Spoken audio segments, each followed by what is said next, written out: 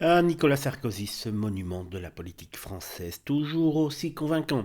Depuis des années, on entend cette mélodie. Aucun centime libyen n'a financé ma campagne. On finirait presque par le croire. Presque, hein, je l'ai dit. Mais voilà qu'une nouvelle déclaration vient chatouiller cette belle partition. Salif al-Islam Kadhafi, le fils de Kadhafi, affirme que Sarkozy aurait bien reçu les 5 millions d'euros en liquide pour financer sa campagne présidentielle de 2007. Rien que ça.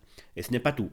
Apparemment, Sarkozy aurait aussi tenté de jouer les scénaristes en exerçant des pressions sur Kadhafi Junior pour qu'il ajuste un peu, mais juste un tout petit peu, son témoignage. Voilà qui est subtil. Mais Nico, tu sais, pression et discrétion, ça rime, mais ça ne va pas toujours bien ensemble quand ça finit sur la place publique. Ajoutons à cela les fameuses valises d'argent de Ziad Takieddine aurait transporté entre Tripoli et Paris. Souvenez-vous, on imagine presque le défilé des mallettes Hermès, une escorte discrète et Sarkozy au bout de la chaîne distribuant des petits sourires.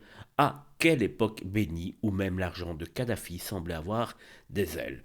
Mais bien entendu, Nicolas reste ferme. Mensonge grotesque, nous dit-il. C'est vrai qu'à force de répéter, on pourrait se demander si, à défaut d'être vrai, ça ne deviendrait pas crédible carrément.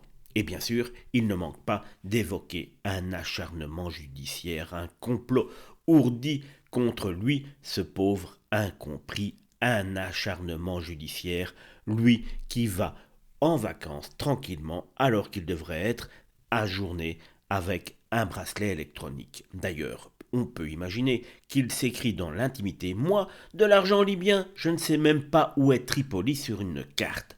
Alors, qu'en penser? Pour certains, c'est un scandale qui expose les coulisses peu reluisantes de la politique française.